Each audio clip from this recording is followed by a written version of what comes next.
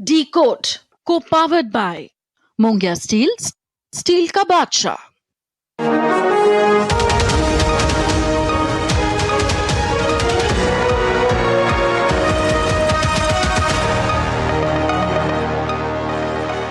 नमस्कार, मैं हूं सुधीर चौधरी और डी कोड के संडे एडिशन में आपका बहुत बहुत स्वागत है।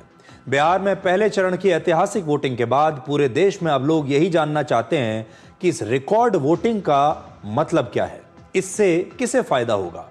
इससे नीतीश कुमार को फायदा होगा या तेजस्वी यादव को। अगर आपको भी राजनीतिक खबरों में दिलचस्पी है तो आज हम बहुत ही सरल भाषा में बिहार का ये चुनावी गणित आपको समझाएंगे। इसके बाद आपको दिखाएंगे कि वर्ष 1937 में तुष्टीकरण के लिए कैसे हमारे राष्ट्रीय गीत वंदे मातरम के टुकड़े टुकड़े कर दिए गए थे। आज जो वंदे मातरम आप गाते हैं या सुनते हैं वो असली राष्ट्रगीत का 40% हिस्सा भी नहीं है। जो हिस्सा काट दिया गया उसमें देवी दुर्गा, देवी सरस्वती और अन्य देवी देवताओं की वंदना की गई थी, जिस पर उस समय मोहम्मद अली जिन्ना जैसे मुस्लिम नेताओं को आपत्ति थी और इसीलिए कांग्रेस पार्टी ने इस हिस्से को काट दिया और उस समय कांग्रेस पार्टी के अध्यक्ष थे जवाहरलाल नेहरू। और आखिर में आपको इतिहास के कुछ दिलचस्प किस्से आज सुनाएंगे, जिसमें आज आपको यह बताएंगे कि कैसे जर्मनी के तानाशाह अडोल्फ हिटलर को यह डर था कि सोवियत संघ की सेना उसकी हत्या करने के बाद उसके शव को एक ट्रॉफी की तरह इस्तेमाल करके सड़क पर लटका देगी और इसलिए उसने अपने सहयोगियों से कहा कि उसके मरने के बाद उसके शव का एक टुकड़ा, एक अंश भी सोवियत संघ की सेना को मिलना नहीं चाहिए। बिहार में पहले चरण में 65% की रिकॉर्ड वोटिंग के बाद पूरे देश में इसकी चर्चा हो रही है और हर कोई यह जानना चाहता है कि इस रिकॉर्ड वोटिंग का आखिर मतलब क्या है। यह जो रिकॉर्ड वोटिंग हो रही है यह किसके पक्ष में जाएगी? क्या इससे नीतीश कुमार को फायदा होगा या इससे तेजस्वी यादव को फायदा होगा? बिहार के इतिहास में सबसे ज्यादा वोटिंग जो हुई है, यह वोटिंग असल में क्या कहती है? तो कुछ बड़े प्रश्न हैं, कुछ बड़े पॉइंट्स हैं। क्या बिहार में सत्ता परिवर्तन होने वाला है? ये जो वोटिंग हुई है 65% की, क्या यह सत्ता को बदलने के लिए हुई है? दूसरा पॉइंट, क्या जंगल राज की वापसी के डर से ज्यादा वोटिंग हुई है? मतलब लोगों को यह डर है कि कहीं पुराना जंगल राज न लौट आए, इसलिए बड़ी संख्या में नीतीश कुमार के लिए वोट दे रहे हैं, एनडीए के लिए वोट दे रहे हैं। तीसरा, क्या एसआईआर की वजह से सिर्फ असली वोटरों ने ही वोट डाले, इसलिए वोट प्रतिशत बढ़ गया? लाखों वोट जो कट गए उसकी वजह से वोट प्रतिशत बढ़ गया, क्या इसमें एसआईआर का रोल है? और अगला पॉइंट ये कि क्या महिलाओं के लिए जो वादे किए गए हैं उस वजह से महिला वोटर्स बढ़ गई हैं? जो महिलाओं के अकाउंट में चुनाव से पहले ही रुपया पहुंच गया, क्या उसकी वजह से महिलाएं बड़ी संख्या में बाहर निकल रही हैं? यह सोचकर कि सरकार बदलनी नहीं चाहिए, यही सरकार चलनी चाहिए ताकि हमारे अकाउंट में पैसे आते रहें, ये योजनाएं जो हमारे लिए चली हैं ये जारी रहें। तो पहले चरण में 18 जिलों की 121 सीटों पर 64.69% वोटिंग हुई है और पहले चरण में कई जिलों में औसत मतदान से ज्यादा वोटिंग भी हुई है। ये जिले कौन से हैं? समस्तीपुर और मुजफ्फरपुर में 71% से ज्यादा वोटिंग हुई, बेगूसराय और सहरसा में 69% से ज्यादा और जो है लखीसराय में 65% वोटिंग हुई है।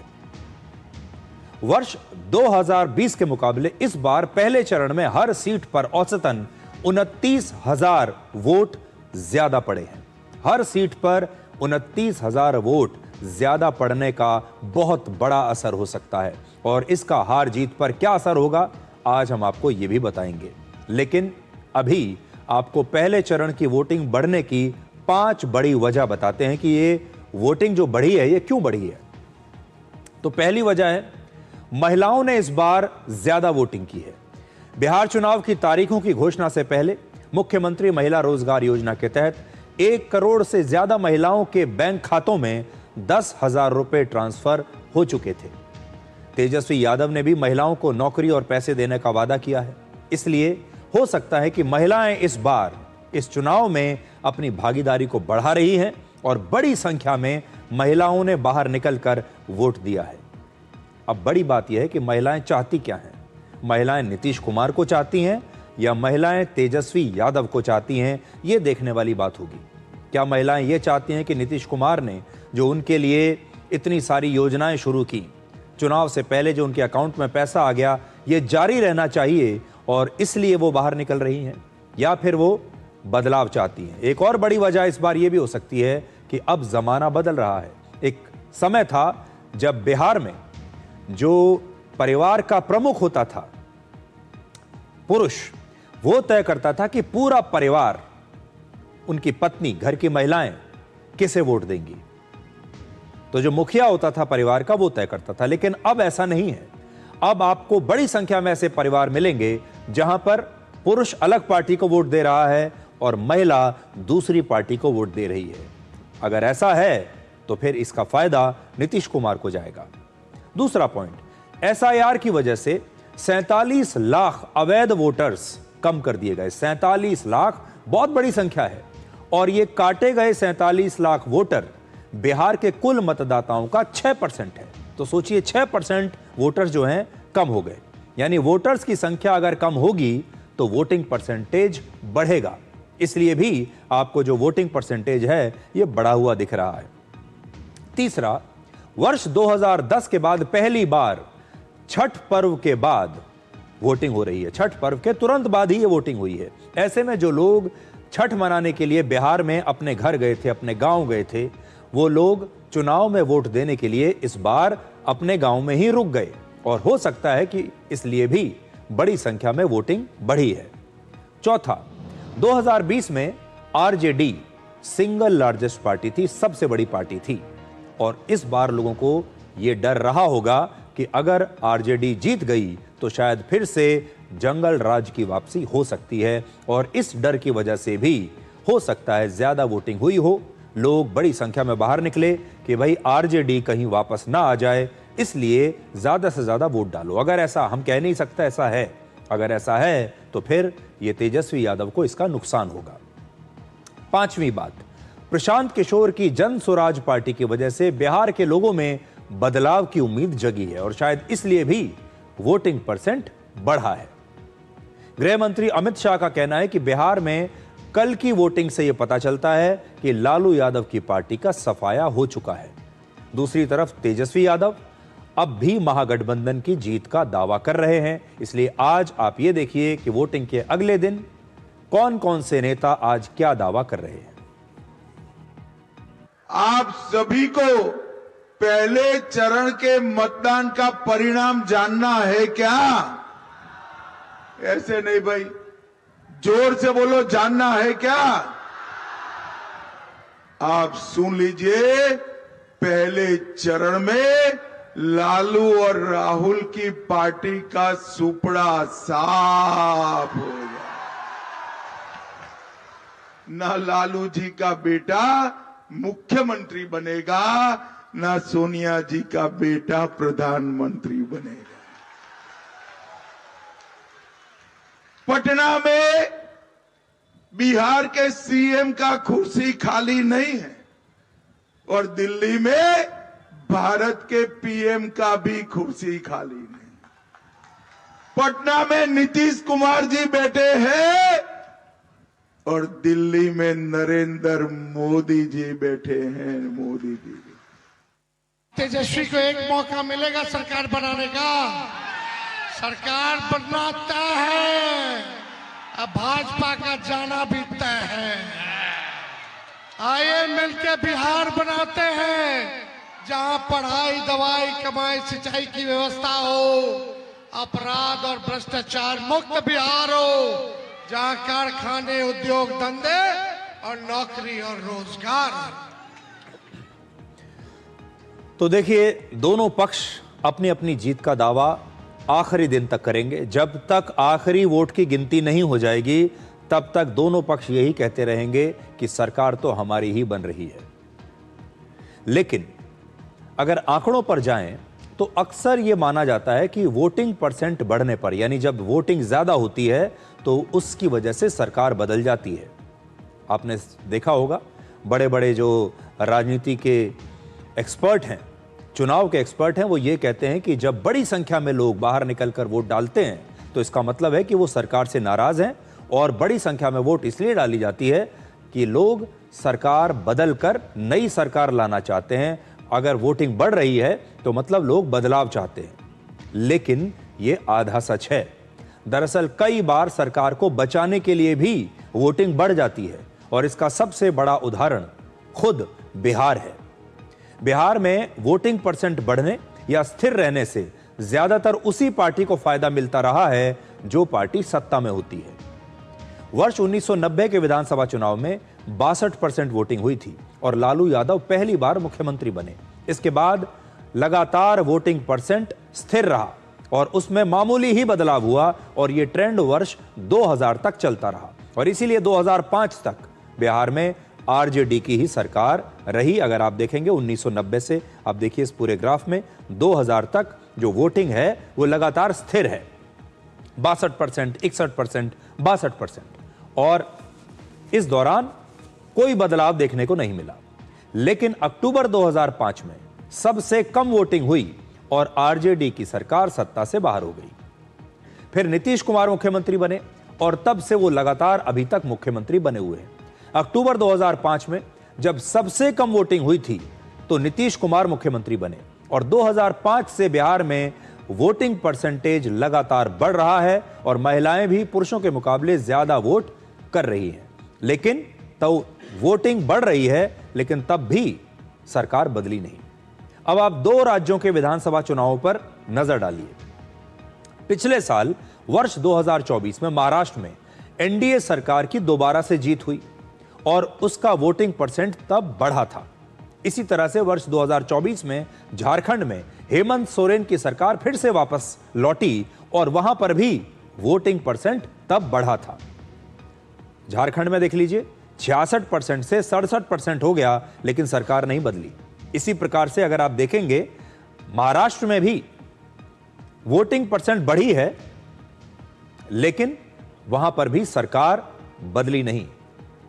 61% से 66% हो गया वोटिंग, लेकिन सरकार नहीं बदली। इन दोनों राज्यों में 2 अलग अलग तरह की सरकारें बनी।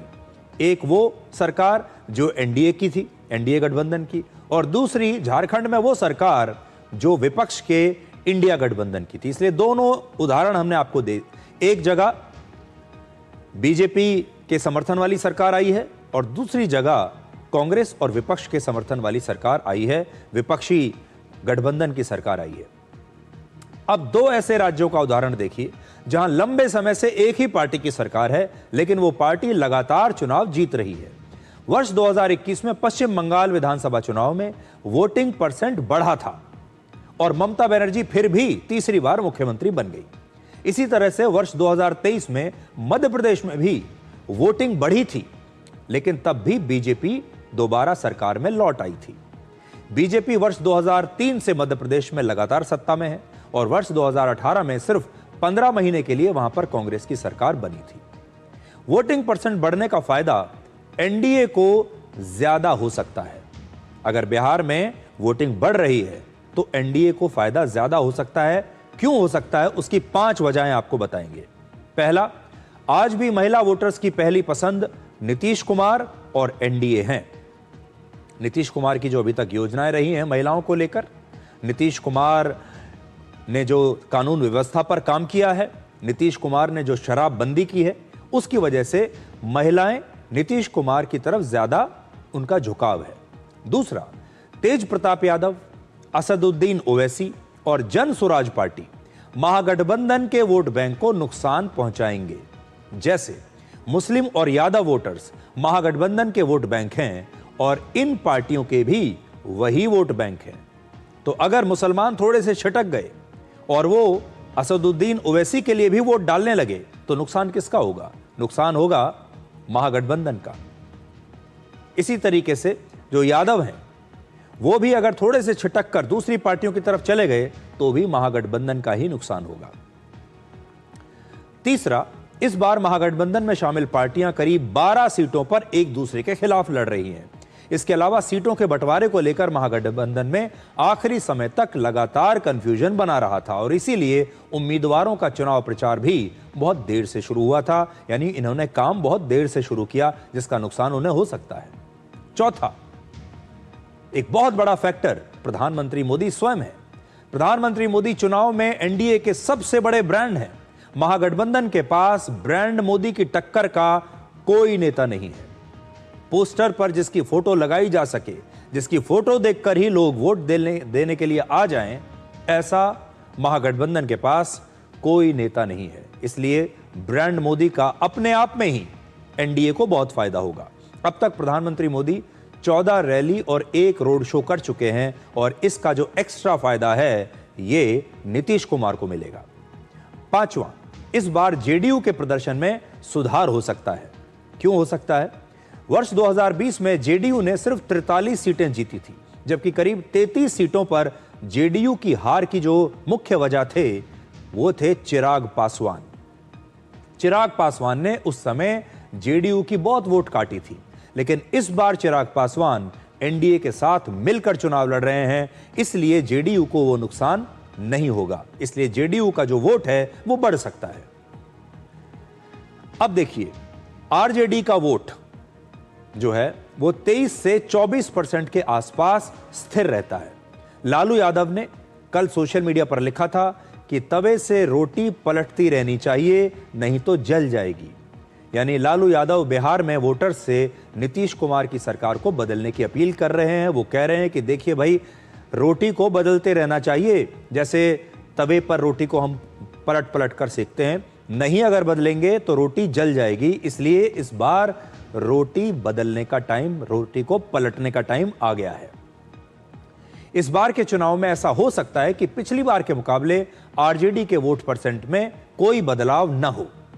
पिछले कई चुनावों से आरजेडी का वोट प्रतिशत 23 से 24% के बीच ही रहा है और पिछले साल जब आरजेडी सबसे बड़ी पार्टी बनी थी, यानी पिछले चुनाव में, तब उनका वोट परसेंट 23.5% था। लेकिन इस बार ज्यादातर सीटों पर त्रिकोणीय मुकाबला होने से हार जीत का अंतर बहुत कम हो सकता है। जैसे 2020 के बिहार विधानसभा चुनाव में हिलसा सीट पर हार जीत का अंतर सिर्फ 12 वोट का था। 7 सीटें ऐसी थी जहां पर 500 वोटों के अंतर से चुनाव हाराया जीता गया। 11 सीटों पर हार जीत का अंतर 1000 वोट से कम था और 52 सीटों पर यह अंतर 5000 वोट से भी कम था। इसलिए ये वो सीटें हैं जो किसी भी तरफ जा सकती हैं। अब आगे देखिए, बिहार में 82% हिंदू और 18% मुस्लिम है। अब समस्या यह है कि मुस्लिम तो एकजुट हैं, ये 18% एकजुट हैं। ये कभी बीजेपी को वोट नहीं देंगे, ये महागठबंधन को ही वोट देंगे, आरजेडी को देंगे या कांग्रेस को देंगे। लेकिन ये जो 82% हिंदू हैं, ये अलग अलग जातियों में बटे हुए हैं, ये अलग अलग वोट बैंक्स में बटे हुए हैं और इनमें से 36% अति पिछड़ी जातियां हैं, 27% पिछड़ी जाति हैं और 15% सामान्य वर्ग के लोग हैं। अब आरजेडी का जो सबसे बड़ा वोट बैंक है, जिसे हम MY कहते हैं, यानी मुस्लिम और यादव, ये उनका सबसे बड़ा वोट बैंक है। इसी के आधार पर आरजेडी जीतती है। इसके अलावा पिछड़ी जातियों के कुछ चुनिंदा वोटर्स भी तेजस्वी की आरजेडी को वोट करते हैं। तो आरजेडी का जो पूरा वोट बैंक है वो है पिछड़ी जाति, यादव और मुस्लिम। हालांकि पिछले चुनावों में यह ट्रेंड देखा गया कि तेजस्वी यादव के कोर वोटर यादव और मुस्लिम अब दूसरी पार्टियों को भी वोट देने लगे हैं।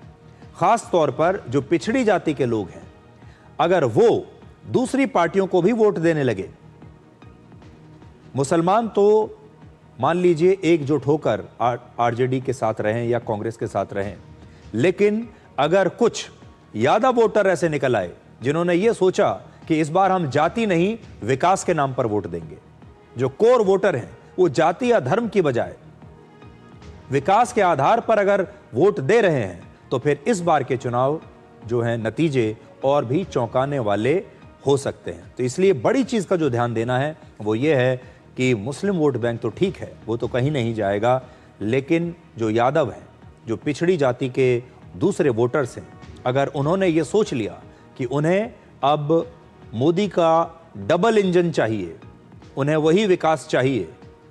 तो और अगर वो आरजेडी से छिटक कर दूसरी तरफ आ गए तो फिर आरजेडी को नुकसान हो सकता है। वोटिंग परसेंट का बढ़ना लोकतंत्र के लिए एक बहुत अच्छा संकेत है। इसलिए एक बहुत बड़ी बात यह है, अगर आप राजनीति से उठकर सोचें तो देखिए, अगर बड़ी संख्या में बिहार जैसे राज्य में अगर 65% वोटिंग हो रही है, जीते चाहे कोई भी, और हम भी आज ये कहते हैं कि चाहे आरजेडी जीते, तेजस्वी यादव जीते, वो भी लोगों की मर्जी है, या नीतीश कुमार जीते, वो भी लोगों की मर्जी है, लेकिन ये जो 65% वोटिंग हुई है, इससे लोकतंत्र मजबूत होता है। इससे हमारी चुनाव की जो व्यवस्था है वो मजबूत होती है और इससे पता चलता है कि लोगों में चुनाव को लेकर आज भी एक उत्साह बना हुआ है, और ये किसी भी लोकतंत्र के लिए एक अच्छी खबर है। वोटिंग परसेंट का बढ़ना राहुल गांधी के लिए भी एक संदेश है, जो बार बार वोट चोरी के आरोप इस दौरान लगातार लगाते रहे। अगर बिहार की जनता ने राहुल गांधी के बयान पर भरोसा किया होता तो वो बड़ी संख्या में वोट डालने के लिए लाइनों में लगकर बाहर ना निकलती। उन्हें लगता कि भाई वोट तो चोरी होना ही है, धांधली तो होनी ही है, इसलिए वोट डालने का क्या फायदा। अगर उन्होंने यकीन कर लिया होता राहुल गांधी की थ्योरी पर, तो यकीन मानिए बहुत सारे लोग तो वोट देने के लिए जाते ही नहीं, क्योंकि उन्हें चुनाव की व्यवस्था पर विश्वास ही नहीं रहता। लेकिन बिहार की जनता ने यह बता दिया कि उन्होंने राहुल गांधी के बयान पर भरोसा नहीं किया, और वो आज भी लोकतंत्र में भरोसा करते हैं, चुनाव की जो हमारी व्यवस्था है उसमें विश्वास रखते हैं, और चाहे वो सरकार को बदलें या सेम सरकार को वापस लाएं, लेकिन वो बाहर निकले हैं और वो जानते हैं कि वोट चोरी नहीं हो रही है, इससे ऐसा लगता है। तो अभी तो एक जो चरण है और बचा हुआ है, और उसके बाद नतीजे आएंगे। हो सकता है कि मैं बिल्कुल गलत निकलूं, लेकिन यह भी हो सकता है कि जो आज हम आपको बात बता रहे हैं वही बात सही भी निकले। अब आप देखिएगा, कुछ समय की बात और है, और जब बिहार के नतीजे आ जाएंगे तो बहुत सारी बातें जो हैं वो स्पष्ट हो जाएंगी पूरे देश के सामने। एक और बड़ी बात यह है कि अभी तक कांग्रेस पार्टी ने या राहुल गांधी ने बिहार के चुनाव में एक बार भी वोट चोरी होने के आरोप नहीं लगाए हैं, कल से लेकर अब तक। बिहार में वोटिंग परसेंट बढ़ने के लिए देश के नेताओं को भी श्रेय मिलना चाहिए, क्योंकि पहले चरण में सभी बड़े नेताओं ने बहुत सारी रैलियां की, बहुत सारे रोड शोज किए। तो हमारे जो नेता हैं देश के, बिहार के या कोई भी पार्टी के, वो भी बहुत जोर लगाते हैं। देखिए, वो चुनावों को एक त्योहार की तरह बना देते हैं, चुनाव को एक बहुत बड़े इवेंट की तरह बना देते हैं, चुनाव को एक क्रिकेट मैच की तरह बना देते हैं। उसमें लोगों को दिलचस्पी होने लगती है, उसे लेकर लोगों के बीच में उत्साह होता है। और इस दौरान आपने देखा होगा, बिहार में लगातार रैलियां हो रही हैं, लगातार रोड शोज हो रहे हैं, बिहार में लगातार आसमान में हेलीकॉप्टर्स उड़ रहे हैं। लेकिन इस समय जो सबसे व्यस्त नेता है बिहार का, वो है तेजस्वी यादव, क्योंकि तेजस्वी यादव के कंधों पर सबसे बड़ी जिम्मेदारी है महागठबंधन की। और आज जो मैं आपको बताना चाहता हूं वो ये कि बीजेपी के पास तो नेताओं की कमी नहीं है, एक से एक ताकतवर नेता बीजेपी के पास है, जिसमें सबसे ऊपर नाम आता है प्रधानमंत्री मोदी का, फिर अमित शाह, और उसके बाद भी उनके पास जो सेकंड लाइन है, बहुत मजबूत सेकंड लाइन है, थर्ड लाइन है, उसके बाद भी बहुत सारे नेता हैं, कितने सारे मुख्यमंत्री हैं, और वो सारे लोग चुनाव प्रचार कर रहे हैं। लेकिन महागठबंधन की पूरी जिम्मेदारी एक व्यक्ति के कंधे पर है, और वो है तेजस्वी यादव। और तेजस्वी यादव दिन भर में न जाने कितनी रैलियां कर रहे हैं, कितने लोगों से मिल रहे हैं, और उनकी जो रैली होती है आजकल, वो बड़ी फटाफट की रैली होती है, क्योंकि अगर वो जल्दी जल्दी रैलियां नहीं करेंगे तो इतनी सारी रैली कर ही नहीं पाएंगे। तेजस्वी यादव अब तक 83 रैलियां और रोड शोज कर चुके हैं, जो कि एक बहुत बड़ी बात है। मेहनत तो कर रहे हैं। हालांकि ऐसा लगता है कि तेजस्वी यादव का जोर रैलियों में अपनी बात कहने से ज्यादा रैलियों की संख्या बढ़ाने और उन्हें जल्दी जल्दी निपटाने पर रहता है। इसमें उनकी कोई गलती भी नहीं है, क्योंकि नेता महागठबंधन के पास एक ही है, और वो नेता कहां कहां जाए, कहां कहां जाकर वोट मांगे, कितने रोड शोज करे, एक दिन में कितनी रैलियां करे। महागठबंधन के पास तेजस्वी यादव के अलावा कोई स्टार प्रचारक या कोई बड़ा चेहरा नहीं है, और शायद इसी मजबूरी की वजह से तेजस्वी यादव को एक दिन में बहुत ज्यादा रैलियां करनी पड़ती हैं। इस बार के चुनाव में तेजस्वी यादव ने कितनी तेजी से रैलियां की हैं, इस पर आज आपको एक दिलचस्प हम वीडियो दिखाते हैं। और आप देखिएगा, तेजस्वी यादव एक के बाद एक जल्दी जल्दी रैलियों में जाते हैं। वो सबसे ये कहते हैं कि मेरे पास समय नहीं है, फटाफट मुझे मेरी बात कहने दीजिए और मैं 5 मिनट में 10 मिनट में पूरी रैली खत्म करके आगे जाना चाहता हूं, क्योंकि इसके बाद मुझे और भी बहुत सारी रैलियां करनी है। देखिए।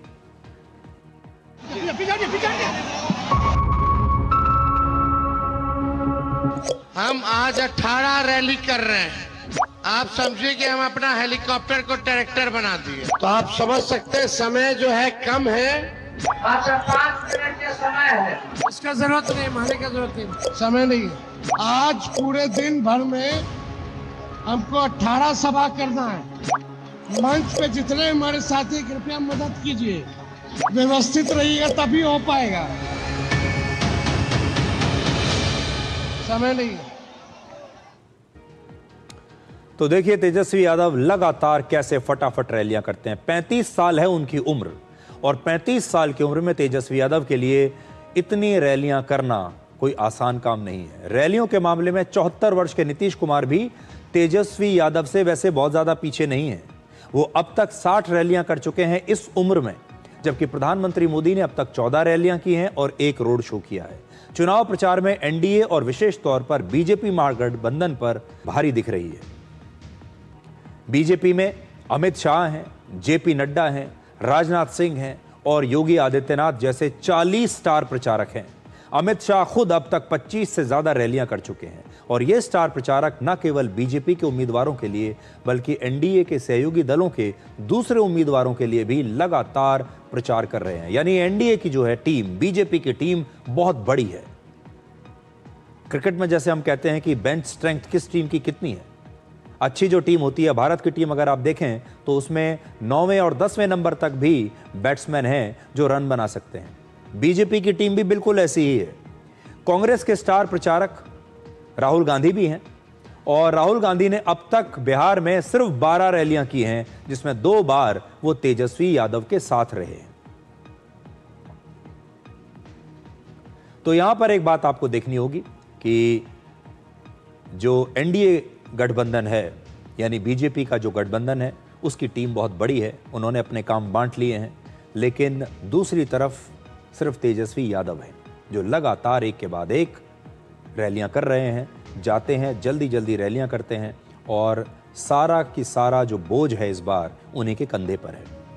बिहार में 11 नवंबर को दूसरे चरण की 122 सीटों पर वोटिंग होगी, और आज प्रधानमंत्री मोदी ने औरंगाबाद और भभुआ में अपनी रैली की है, और उन्होंने आज आरजेडी के चुनाव प्रचार के गानों का जिक्र करते हुए कहा कि अगर बिहार में महागठबंधन की सरकार आएगी तो लोगों को रोजगार नहीं मिलेगा, बल्कि उनसे रंगदारी मांगी जाएगी। और जो आरजेडी के समर्थक हैं वो इंतजार कर रहे हैं कि कब हमारी सरकार बने और कब हमारी रंगदारी शुरू हो जाए। आरजेडी वालों का एक गाना है, आएगी भैया की सरकार। क्या बोलते हैं?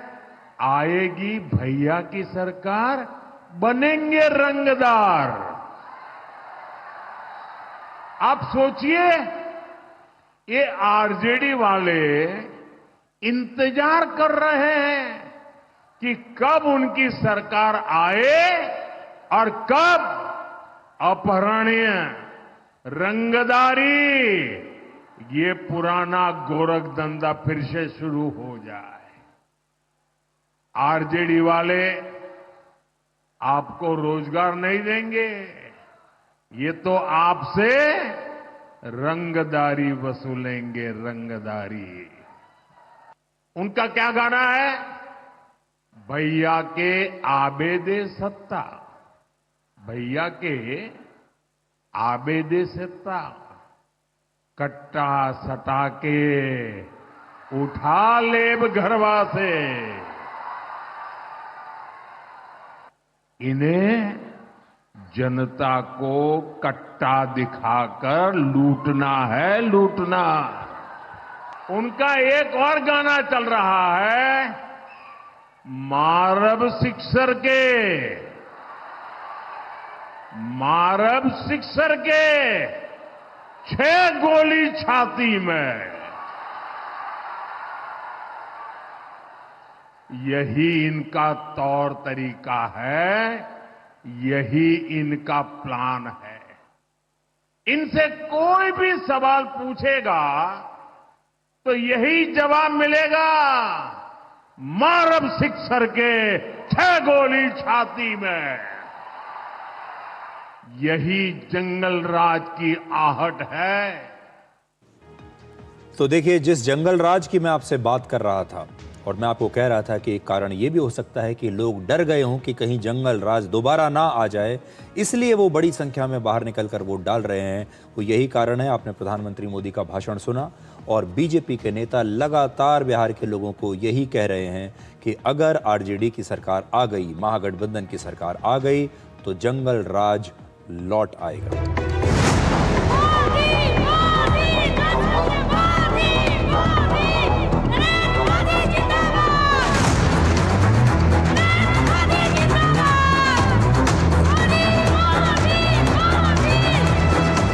पहले चरण के मतदान में बिहार ने कमाल कर दिया है।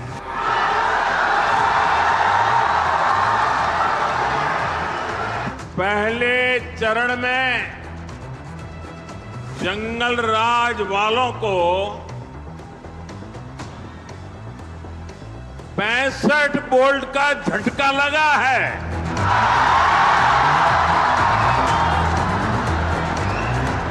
चारों तरफ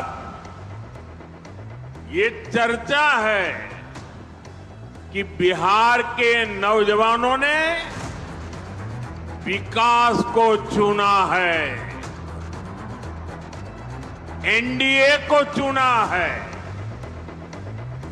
बिहार की बहनों बेटियों ने भी एनडीए की रिकॉर्ड विजय पक्की कर दी है।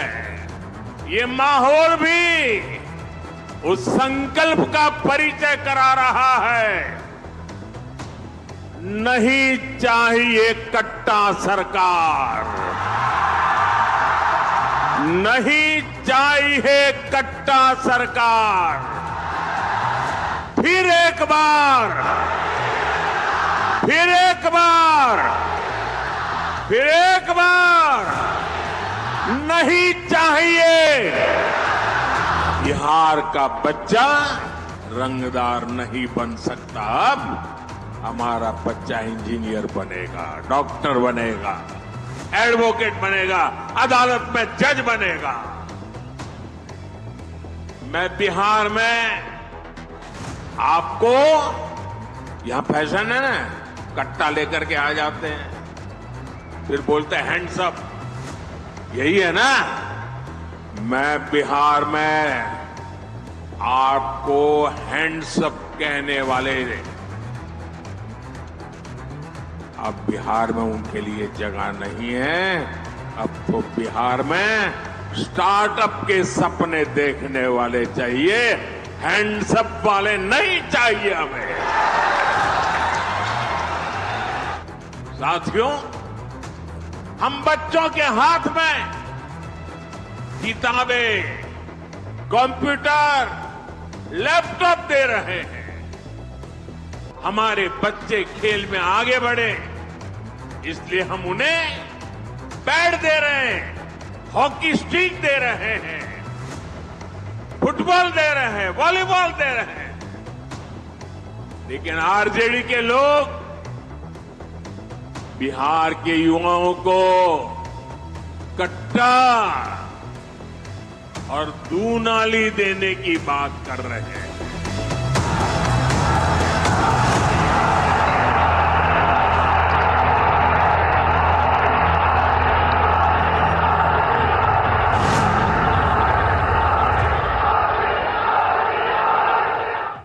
अब देखिए, पहले चरण के चुनाव को लेकर आज चुनाव आयोग ने यह बताया है कि 121 सीटों पर वोटिंग बिल्कुल निष्पक्ष रही है और यहां कहीं पर भी कोई गड़बड़ी नहीं हुई है। जांच के दौरान 455 उम्मीदवार या उनके एजेंट इसमें शामिल हुए और किसी ने भी चुनाव आयोग से अभी तक चुनाव के बारे में कोई शिकायत नहीं की है, वोटिंग के बारे में कोई शिकायत नहीं की है और ना ही कहीं दोबारा चुनाव कराने की सिफारिश की गई है।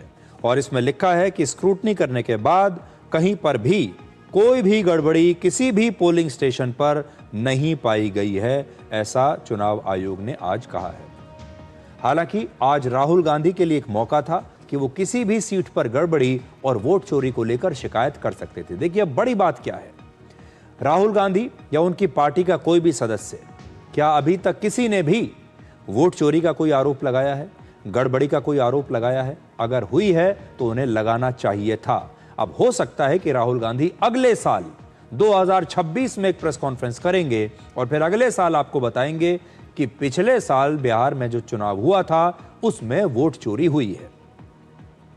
अगर राहुल गांधी को कहीं कोई वोट चोरी दिख रही है तो वो अपने सांसदों के साथ चुनाव आयोग के अधिकारियों से मिलकर दोबारा चुनाव की मांग कर सकते हैं। अभी भी अपने नेताओं के साथ, अपने विधायकों के साथ जा सकते हैं। हालांकि अभी तक उन्होंने ऐसा कुछ किया नहीं है, लेकिन राहुल गांधी अब भी बिहार की रैलियों में वही वोट चोरी के मुद्दे को ही उठा रहे हैं। मैं गारंटी करके आपको कह रहा हूं कि नरेंद्र मोदी ने, अमित शाह ने और इलेक्शन कमीशन ने मिलकर हरियाणा का चुनाव चोरी किया है। लोकसभा में इन्होंने चोरी की, महाराष्ट्र में इन्होंने चोरी की, मध्य प्रदेश में चोरी की, छत्तीसगढ़ में चोरी की और अब इनकी पूरी कोशिश है कि ये बिहार का चुनाव भी चोरी करके ले जाएं। बिहार में लाखों कांग्रेस और महागठबंधन के वोटरों का नाम काटा गया है, नए वोटर जोड़े गए हैं। हमें आखिरी मिनट तक वोटर लिस्ट नहीं मिलती। तो भाइयों और बहनों, यह बिहार की जनता को नहीं समझे। हरियाणा का चुनाव चोरी हो गया, मगर बिहार की जनता, बिहार का युवा, बिहार का जनरेशन जी यहां पे वोट चोरी नहीं होने देगा। तो राहुल गांधी बिहार की जेन जी को चुनौती दे रहे हैं, ललकार रहे हैं, उन्हें प्रेरणा भी दे रहे हैं और उन्हें कह रहे हैं कि आप वोट चोरी मत होने दीजिएगा। आपने देखा होगा हमारे देश में तुष्टीकरण की जो राजनीति है वो चुनाव जीतने का एक बहुत सटीक फॉर्मूला रही है शुरू से ही। लेकिन तुष्टीकरण वंदे मातरम पर भी लागू हो गया और हमारा जो राष्ट्रगीत है वंदे मातरम, उसके साथ कैसे तुष्टीकरण की राजनीति हुई, कैसे वो इस राजनीति का शिकार हुआ, आज हम आपको वो बताना चाहते हैं। क्यों 150 वर्ष पहले वर्ष 1875 में हमारा राष्ट्रगीत वंदे मातरम एक पत्रिका बंग दर्शन में प्रकाशित हुआ था, जिसे प्रसिद्ध कवि बंकिम चंद्र चट्टोपाध्याय ने लिखा था। आज हम आपको ये बताएंगे कि कैसे तुष्टीकरण के लिए ही कांग्रेस ने वंदे मातरम के भी टुकड़े टुकड़े कर दिए थे और यही तुष्टीकरण 1947 में देश के बंटवारे की एक बहुत बड़ी वजह बना। आज से 88 वर्ष पहले 1937 में पंडित जवाहरलाल नेहरू ने वंदे मातरम का एक बड़ा हिस्सा हटा दिया था और उसके टुकड़े कर दिए थे। आज जो राष्ट्रगीत वंदे मातरम आप गाते हैं या सुनते हैं वो असल में असली राष्ट्रगीत का 40% हिस्सा भी नहीं है और जो 60% से ज्यादा हिस्सा काट दिया गया वो हिस्सा कौन सा था? जो कभी आप तक पहुंचा ही नहीं। वो हिस्सा था जिसमें देवी दुर्गा, सरस्वती और अन्य देवताओं की वंदना की गई थी। लेकिन मोहम्मद अली जिन्ना और मुस्लिम लीग के विरोध के बाद जवाहरलाल नेहरू ने इस हिस्से को हटा दिया। तब कांग्रेस ने यह मान लिया था कि वंदे मातरम की ये पंक्तियां धार्मिक भावनाओं को आहत करती हैं। लेकिन असल में भारत में तुष्टीकरण की राजनीति की शुरुआत कांग्रेस ने यहीं से की थी।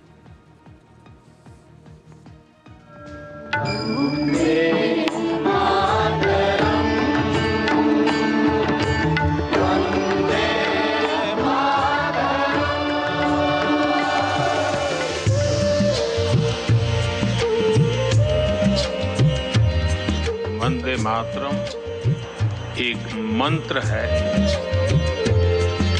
एक ऊर्जा है, एक स्वप्न है, एक संकल्प है।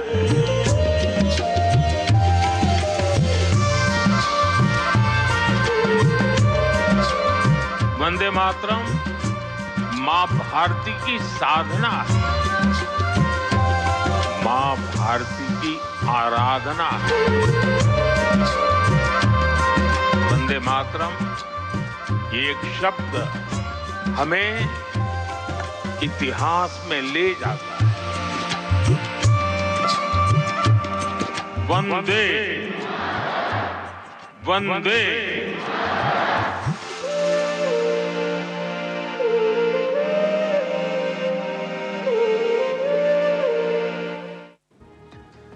तो पहले जो वंदे मातरम का मूल स्वरूप था उसमें 6 पैराग्राफ थे, लेकिन अब जो राष्ट्रगीत आप तक पहुंचता है अब उसके सिर्फ 2 पैराग्राफ ही गाए जाते हैं, बाकी का हिस्सा वहां से हटा दिया गया है। आप अपनी स्क्रीन पर देखिए, जो हटा दिया गया है वो आपकी स्क्रीन पर है और जो अब आपके पास आता है वो भी आपकी स्क्रीन पर है। आज मैं आपको वो पंक्तियां पढ़कर सुनाना चाहता हूं जिन पंक्तियों का मोहम्मद अली जिन्ना और उनके साथियों ने विरोध किया था। वो पंक्तियां कौन सी थी, पहले ये देखिए, उनका मतलब क्या है और उन्हें क्यों हटा दिया गया। आपकी स्क्रीन पर भी है, लेकिन मैं आपको यहां से पढ़कर सुनाता हूं। जो पंक्तियां हटा दी गई वो हैं, त्वम ही दुर्गा दश प्रहरण धारिणी, कमला कमल दल विहारिणी, वाणी विद्यादायिनी नमामि त्वाम, नमामि कमलाम अमलाम अतुलाम, सुजलाम सुफलाम मातरम वंदे मातरम। जो मैं आपको यहां, ये जो आपकी स्क्रीन पर है, ये वो पंक्तियां हैं जिन्हें हटा दिया गया था और जिन पर आपत्ति थी। अब देखिए हिंदी में इसका मतलब है कि आप ही 10 अस्त्र शस्त्र धारणा करने वाली मां दुर्गा हैं, कमल के आसन पर विराजमान मां लक्ष्मी हैं, आप ही मां सरस्वती हैं, आपकी कोई तुलना नहीं हो सकती, मैं आपको प्रणाम करता हूं। तो देखिए यहां मां दुर्गा हैं, मां लक्ष्मी का जिक्र किया गया है, मां सरस्वती की बात की गई है और इन्हें प्रणाम किया गया है। और इसी से लोगों को आपत्ति थी कि मां दुर्गा, मां लक्ष्मी और मां सरस्वती को प्रणाम क्यों किया जा रहा है। अब वंदे मातरम देखिए, वंदे मातरम का अर्थ है मां मैं आपकी वंदना करता हूं, और यहां मां का मतलब है भारत माता, जिसे हम अपनी मां मानते हैं। अब जरा कल्पना कीजिए, वंदे मातरम का गीत जो भारत की आजादी की क्रांति का उद्घोष था, उसमें भी धर्म को ढूंढ लिया गया, उसमें भी हिंदू मुसलमान के एंगल को ढूंढ लिया गया और वंदे मातरम के टुकड़े टुकड़े करके इसकी आत्मा को निकालने का काम किया गया। बहुत सारे लोग आज के मीडिया को दोष देते हैं कि आज आप हिंदू मुसलमान करते रहते हैं, आज आप देश को हिंदू और मुसलमान में बांटने की कोशिश करते रहते हैं। यह आपने अक्सर सुना होगा कि हमारे देश में तो हिंदू और मुसलमानों को बांटने की कोशिश की जा रही है। यह कोशिश 1937 में हुई थी, तब आज का ये मीडिया मौजूद नहीं था, तब हम कोई नहीं था तब। 1937 में ये क्यों हुआ?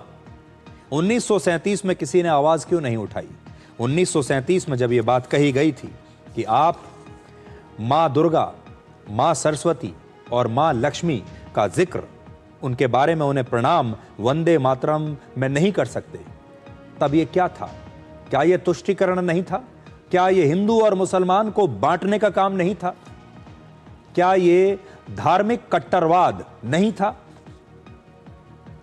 आज जो जेन ज़ी है उसे शायद ये पता भी नहीं होगा कि वंदे मातरम को किस तरह से काट काट कर चोट पहुंचाई गई। प्रधानमंत्री मोदी ने भी वंदे मातरम को लेकर कहा कि कांग्रेस की विभाजनकारी सोच आज भी जारी है जैसे कि उस समय थी।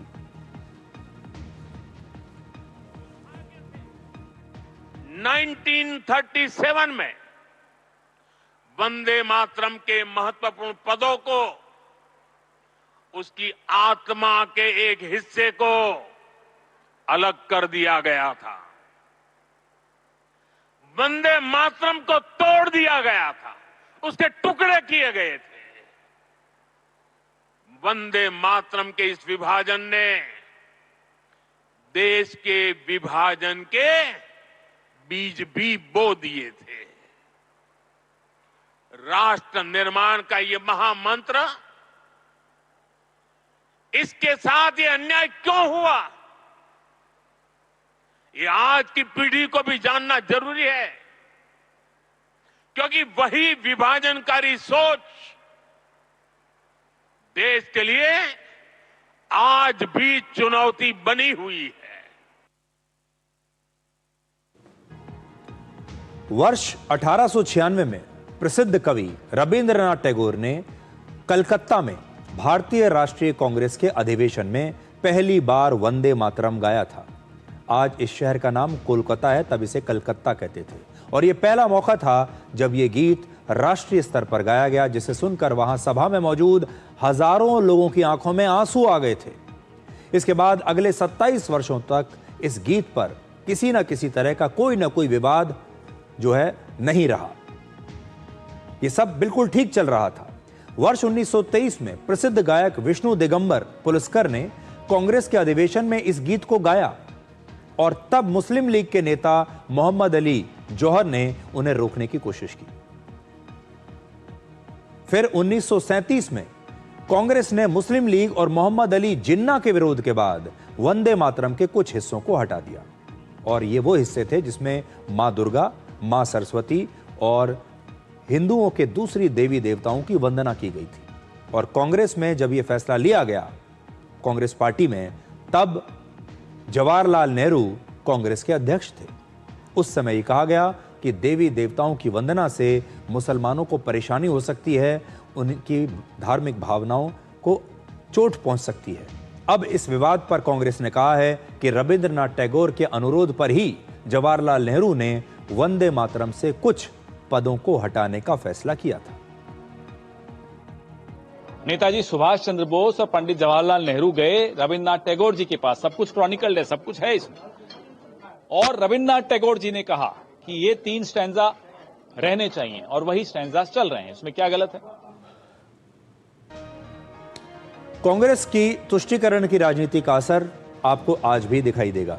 जम्मू कश्मीर के मुख्यमंत्री उमर अब्दुल्ला ने वहां के स्कूलों में वंदे मातरम की 150वीं वर्षगांठ मनाने की इजाजत ही नहीं दी, और वहां के एक धार्मिक संगठन ने भी वंदे मातरम को इस्लाम के खिलाफ बताया है। काबिना के जरिए नहीं हुआ है, ना एजुकेशन मिनिस्टर साहिबा का कहीं पे इस फैसले पे दस्तखत है। हमारे काम में दखल नहीं दिया जाना चाहिए। ये हम फैसला करेंगे कि स्कूल में क्या होना चाहिए या नहीं होना चाहिए। हमारे देश की आजादी से पहले वंदे मातरम सिर्फ एक गीत नहीं, बल्कि एक कोड वर्ड भी हुआ करता था। यह आपको शायद पता नहीं होगा। ब्रिटिश शासन के दौरान कोई क्रांतिकारी जब किसी नई जगह पहुंचता था तो उसका कोड वर्ड होता था वंदे, और जवाब में उसे कहा जाता था मातरम। यानी जब ये 2 अर्थ आमने सामने, ये 2 शब्द बोले जाते थे, तब ये कोड पूरा होता था। तो एक व्यक्ति, जो नया व्यक्ति जाता था, वो कहता था वंदे, और सामने से अगर कोई मातरम बोलता था तब ये समझ में आता था कि ये हमारी ही टीम का हिस्सा है। ये कोड वर्ड था। बंकिम चंद्र चटर्जी ने वर्ष 1875 में वंदे मातरम को लिखा, और ब्रिटिश सरकार की पाबंदियों से बचने के लिए उन्होंने इसे सबसे पहले अपने उपन्यास आनंद मठ में एक कहानी का हिस्सा बनाकर शामिल किया, ताकि इसे राष्ट्रवाद का गीत ना समझा जाए। यह बचने का एक तरीका था। आनंद मठ एक सन्यासी विद्रोह की कहानी है, जिसमें साधु और सन्यासी भारत माता के लिए युद्ध लड़ते हैं, और इस उपन्यास में पहली बार भारत को मां के रूप में दर्शाया गया था, और यहीं से वंदे मातरम का जन्म हुआ।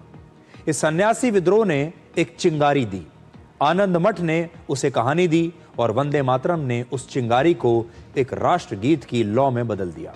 वंदे मातरम का यही विचार आगे चलकर भारत माता और देशभक्ति का आधार बना, और उस समय बंगाल में क्रांतिकारियों से लेकर नेताजी सुभाष चंद्र बोस की आजाद हिंद फौज तक वंदे मातरम ही गाया जाता था। और आपको राष्ट्रीय गीत और राष्ट्रीय गान का अंतर भी आज पता होना चाहिए। राष्ट्रीय गीत अलग है और राष्ट्रगान अलग है।